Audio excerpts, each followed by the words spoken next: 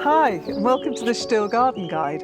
My name's Jane Moore and I'm a professional gardener, but today I'm inviting you into my garden to show you a few ideas, hints and tips of what to do to get your garden blooming brilliantly this spring. Now, the first job I've got to do is to deadhead these tulips, which are letting the side down rather. Really important to deadhead bulbs as they fade.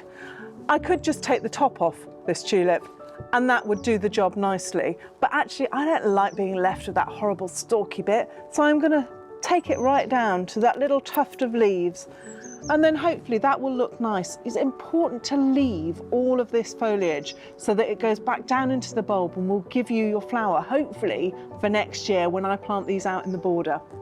But while I'm at it, I must go and do my daffodils at the same time. So important to deadhead your daffodils as well. They kind of do it themselves sometimes, but where they don't, they form whopping seed capsules like this, which are no good to man or beast. And I always think, even where they have kind of done it themselves, they just look so much tidier when you do it.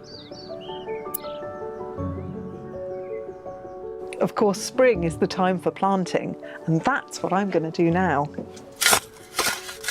Of course, I've already done a bit of planting already this spring. I've put in this dogwood where I took out a shrub in the winter, but I've left a few of these other plants to put in. I've still got this bit of a gap here, and I've got this herbaceous plant, which is a nettle, part of the nettle family, and I've had it soaking in this bucket overnight, so it's really nice and moist. And that is the crucial thing to remember with spring planting, is you want to put your plants in a really good tip-top condition. I've dug myself a nice hole, and look at that plant, look at those fantastic roots. And I'm just going to tease them out a little bit to get them off to a good start, so they start all spreading about. And then I'm going to pop it into the hole with no more finesse than that, really. Pull all the soil around and firm it in. You can either do that with your feet or with your hands. And then once I've got it in, I'm going to give it a final little water with what's left in my bucket.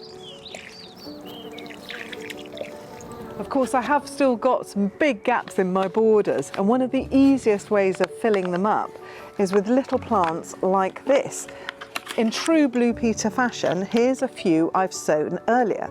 This is a little thing called Sweet Rocket, and it will do exactly what it says on the tin and will rocket away and fill my borders with lovely, lovely, sweet smelling mauve and white flowers. It really is one of my favourite annual plants to grow. And as with all of these things, you've got to watch out in spring for the watering. That is absolutely crucial. But I do have an alternative way of filling your borders that's even easier than this. Of course, the easiest way of filling up your borders is simply with seeds.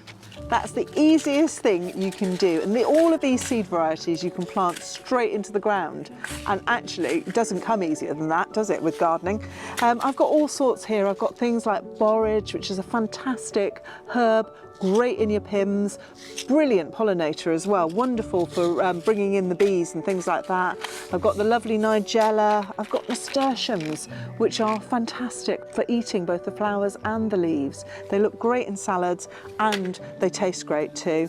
Poppies, who doesn't love poppies? Dill, lovely herb.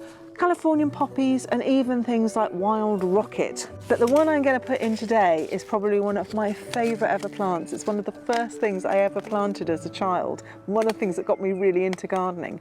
It's a thing called nigella, but its common name is the most beautiful name. It's love in a mist. And this one is one called Persian jewels, which is all different colours. And the easy thing about these is that they're quite small seeds, really. Let me just show you. It's just like the nigella that you would put in your bird feeder. And the great thing about these is that you can literally sprinkle straight onto the ground and they will just pop up very freely. And the lovely thing about nigellas, if you let it go to seed, go to the lovely seed pods, then you'll never ever be without nigellas again. One of the jobs that is top of my spring priority list is cutting things back, and lavender is a real case in point. It often gets a bit out of hand, doesn't it? And it is ideal to cut it back in the spring, but actually I think sometimes we're inclined to just go a little bit over it and not really cut it back hard enough. Now you might end up cursing me if we get some really bad frosts and you take my advice, but I'm advising you to cut this back really quite hard. It gets too open and sort of woody in the middle and just ends up not looking nice. So I'm going to actually delve right in here and find the new growth and cut it back to that. Spring is the big season for seed sowing. And here's a few that I've sown earlier that I thought I'd show you.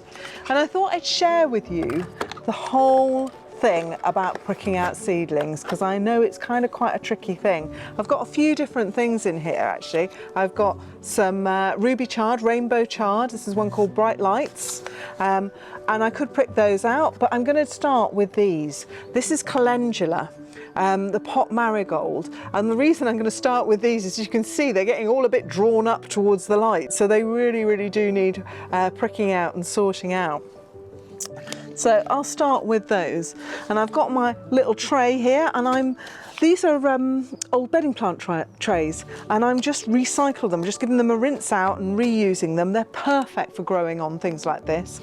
I'm just going to pop a spot more soil in there. I'm using a seed compost. You could use a potting compost, but you might have to just take out some of the bigger lumpier bits, and then I'll just smooth it off there and give it a tap just to settle it all.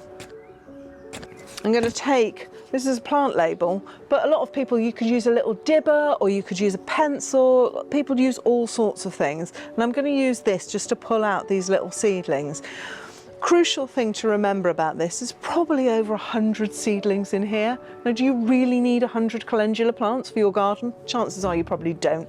I need something like a dozen maybe. So I'm just going to pull out the biggest and the best seedlings in this seed tray, the real winners of the wildebeest or calendula pack, if you like. And I'm just going to dig in with my dibber, and it's quite important to get a good bit of root system for one thing, and to watch out how you handle the seedlings. You can use the dibber just to sort of like hold them a little bit. Usually you should try and hold them by the seed leaves. This is quite a good little seedling, look at that. So I'm going to happily pop that into my seed tray and give it a little bit of a firm around. I love calendula, it's one of my favourite plants, very long flowering, particularly if you deadhead. It's a brilliant attractor for pollinators as well, and you can actually take all the petals off and put them in a salad if you want to add a bit of colour, which is quite nice. It makes a really nice cut flower. If you want to just snip a few for the table, then that's great. It's also very forgiving of all sorts of different soils. Right, there we go. So that just needs a little bit of a water. And last job is to do a label. So I've given you a few tips on how to look after your springtime garden. And here's Paul from STIHL to give you a few ideas on looking after your tools. A STIHL tool is only as effective as the cutting attachment. Just like a blunt saw chain on a chainsaw won't cut wood effectively, a blunt or damaged lawnmower blade won't cut the grass effectively or leave you with a crisp, clean finish. A sharp and undamaged blade is essential to lift the grass up and cut it straight, then direct the cuttings into the catcher box. Not only that, a blunt blade will also make your grass more susceptible to diseases as it frays the edges rather than giving it a neat, clean trim. Once your tools are ready, two main principles apply for a lush lawn. Firstly, you should only ever cut 1/3 of the grass length off at a time, gradually lowering down each cut to your desired length over the next few weeks. The optimum length for grass is around 3.5 to 5 centimetres. Make sure you don't scalp it, as this can damage the grass and cause bare patches to appear. Secondly, make sure the lawn gets water and nutrients, either through mulching or using a nitrogen-rich grass fertiliser, as well as light and air. Any leaves left on the lawn will suffocate it, so use a blower to remove the leaves or go over them with a mower to suck them up. Happy mowing! If you're anything like me, you'll love your seasonal pots, but this is quite a tricky time of the year. It's too early in the year to start planting pelargoniums and all the summer things because we're still getting these cold spring nights. So what I tend to do is I often do a little bit of an interim pot, and I'll use things that I'm quite happy to then put in the garden. So things that are shrubs and more herbaceous plants, hardier things, including this convolvulus. This is actually a bindweed, would you believe? Look at those flowers, you can kind of see it is.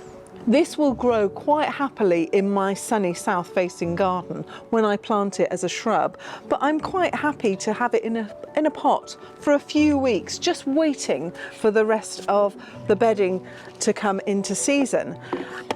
And another one that's also really good for this sort of thing is this scabious. Now this is a herbaceous plant, quite happy in the border, but equally happy for a short term in a pot. And I thought it was going to go really rather well with this convolvulus. So in it goes. This is the butterfly plant, and you can see why, because it really does attract butterflies with all these little lovely little nectarous flowers, and bees as well. And then because I've got a few spaces to fill in, a few gaps, I've got some slightly composty but very pretty little violas. This is just a little tray of mixed violas, not too expensive, really very fragrant. Beautiful little plants, and I'm just going to use a few of these just to fill in these gaps around the front. I thought that these colours looked particularly good.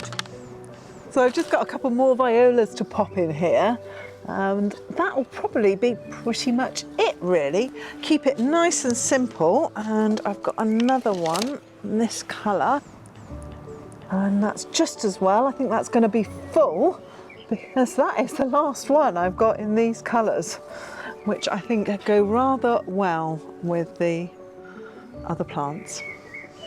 Doing the window box for the front of my house is a completely different matter. The front of my house is north facing, so it's shady and dark most of the time, especially in the winter. But one thing that will really love it is this fern. I love growing ferns, and they look great in window boxes. I'll probably keep this one in this window box all summer long. And in fact, I wouldn't be too surprised if I'm popping a few daffodil bulbs in it in the autumn and seeing it all the way through into this time next year. And then the fern will probably be getting a bit pot bound, and I can take it out, plant it in the garden. Another real shade lover is this one. This is a little epimedium, great for ground cover underneath other plants, and I will probably put it underneath my cherry tree later on in the year. But for the meantime, it's going in here. Look at those dainty little, tiny little flowers and lovely little heart-shaped leaves. So a real pretty little star. I like making my window boxes asymmetrical. I don't like symmetrical, where you have something in the middle and then other little things around it. So I'd rather have a couple of big statement plants at either end like that. And then the other thing I'm going to use is this, one of my spring stars, this little plant. This is actually a little bulb, and it's called anemone. And it has these lovely blue and white flowers, which I think will blend really well. It's one of those plants that's happy in sun or shade, so it's a real winner. And after this season, it can go out into the garden where it can live happily with the other anemones that I've already got. I've got a couple more little things here that I might use. I haven't quite decided yet. Shall I put these aquiledias in? What do you think? Or I could go for a little bit of sweet woodruff, which is a very nice little foliage plant. Or I could just keep it simple and go for a few more violas. I've got that lovely little icy blue one, which would probably do rather well. I think I'm going to do a little bit of a mixture. I'm going to pop this aquilegia in. It's a little dwarf columbine, which is happy again in sun or shade, so it makes it very, very forgiving. Quite a nice pretty little plant for a rock garden or something like that. And I think I'm just going to finish off picking up that blue theme, a little bit more compost just to get the height up. I'm just going to finish off with this little ice blue viola.